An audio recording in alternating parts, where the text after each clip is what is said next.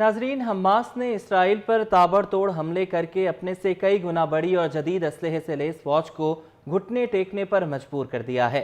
मशरिक़ वस्ता में बढ़ती हुई कशीदगी और हमास और इसराइल के दरमियान जारी जंग ने कई सवालात को जन्म दिया है। आखिर हमास को अपने 50,000 मुलाजमीन और जंगजुओं और असलहे के खर्च के लिए फंड्स कहाँ से मिलते हैं?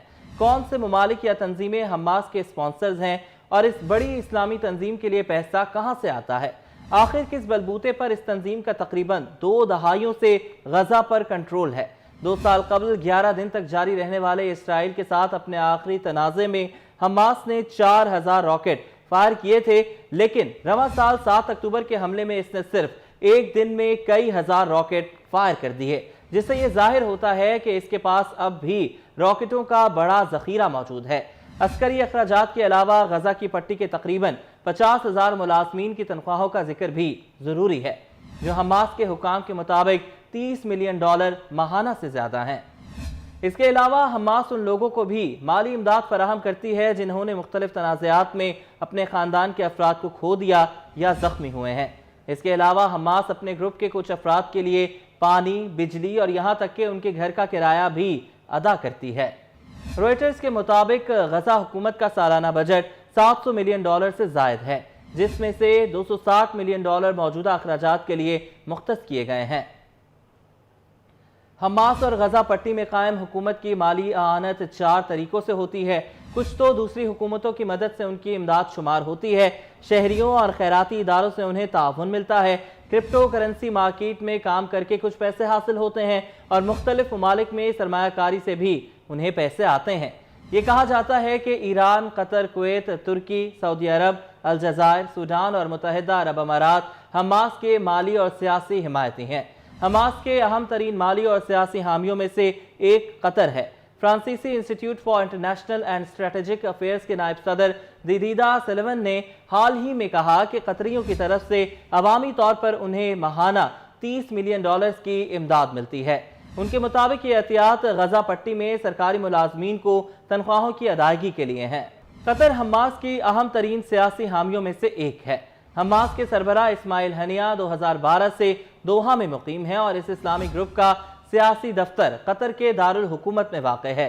Washington centre for Arab studies के मुताबिक दोहा ने 2012 से 2022 तक गजा के तकरीबन $1.3 बिलियन का ताउन किया है। इस इदारे ने कहा है कि गुज़श्ता 2 दहाइयों के दौरान मुत्तहिदा अरब अमारात के ममालिक ने मगरबी किनारे और महमूद अब्बास की हुकूमत को $2 अरब, अलजायर ने $908 मिलियन, कुवैत ने $758 मिलियन और सऊदी अरब ने $4 अरब 766 मिलियन फराहम किए हैं। और मगरबी किनारे ने वादा किया है कि वो इसमें गजा पट्टी को इसका हिस्सा फराहम करेगा और इसने अपने वादे पर अब तक अमल भी किया है। फलस्तीन में हमास की इब्तिदा इख्वानुल मुस्लिमून की शाख के तौर पर हुई थी। इख्वानुल मुस्लिमून एक इस्लामी तंजीम है और इसकी बुनियाद मिस्र में सन 1928 में रखी गई थी। मिस्र के गजा पट्टी के साथ करीबी ताल्लुकात रहे, लेकिन अब्दुल फत्ताह अल सीसी के मिस्र में बरसरे इख्तिदार आने के बाद यानी सन 2013 के बाद से मिस्र में मुकीम फलस्तीनी ग्रुपों के दरमियान ताल्लुकात कमजोर हो गए हैं। हमास के लिए मिस्र एक अहम क्रॉसिंग पॉइंट है। खुराक और सामान की सबसे बड़ी मिक़दार मिस्र के रास्ते गजा की पट्टी तक पहुंचाई जाती है। अमरीकी think tank council of foreign relations के मुताबिक सन 2021 में हमास ने मिस्र और मगरबी किनारे से आने वाली अशिया से $12 मिलियन से ज्यादा टैक्स वसूल किया। मिस्र की तरह तुर्की भी हमास का सियासी हिमायती है, ताहम तुर्की की तरफ से हमास को माली इमदाद देने के ज्यादा शवाहिद नहीं मिले हैं। फिर भी इसराइली मीडिया के ख्याल में तुर्की हमास को सालाना $300 मिलियन का ताउन देता है। इसके अलावा इसराइली हुकाम ने रवां साल जुलाई में ऐलान किया था कि तुर्की से गजा के लिए 16 टन धमाका खेज मवाद भेजा गया था, जिसे जब्त कर लिया गया। लेकिन हमास का सबसे अहम इत्तेहादी और अस्करी और माली हामी ईरान है। अमरीकी कौमी सलामती के मुशीर जैक सलिवान ने हाल ही में कहा है कि हमने शुरू से कहा है कि ईरान वसी मानों में हमास का साथी है, क्योंकि इसने हमास के अस्करी विंग के लिए ज्यादातर फंडिंग फराहम की है। उन्होंने इन्हें तरबियत दी है और अस्करी सलाहियतें फराहम की हैं। जबकि यूरोपीय कमीशन के सरबराह ने हाल ही में कहा है कि हमास ग्रुप का 93% गोला बारूद ईरान से आता है। ईरान की हमास को माली इमदाद के हवाले से अमरीकी वजारत खारजा की 2020 की रिपोर्ट के मुताबिक ईरान हमास को सालाना $100 मिलियन फराहम करता है। حماس کی فنڈنگ کا اہم ترین ذریعہ مختلف ممالک، گروہوں اور خیراتی اداروں میں عام لوگوں کی طرف سے عطیات ہیں۔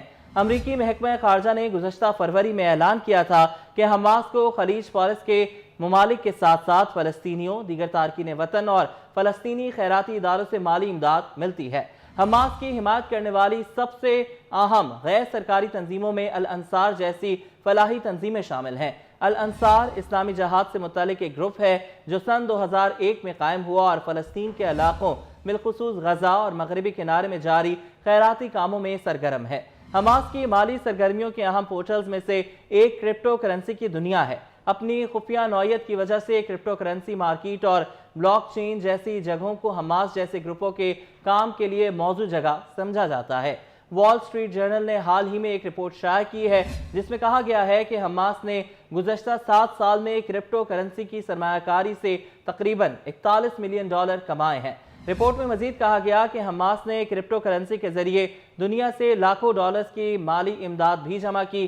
امریکی محکمہ خارجہ نے بھی دعویٰ کیا کہ ایران حماس کو کرپٹو کرنسی کے ذریعے مالی امداد فراہم کرتا ہے۔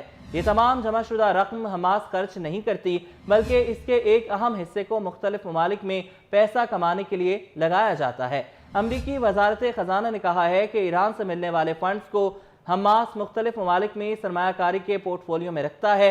امریکی وزارت خزانہ کے مطابق ان سرمایہ کاری کے محکموں کی مالیت کروڑوں ڈالر ہے اور یہ سوڈان، الجزائر، ترکی، متحدہ عرب امارات اور دیگر ممالک میں کام کرتے ہیں۔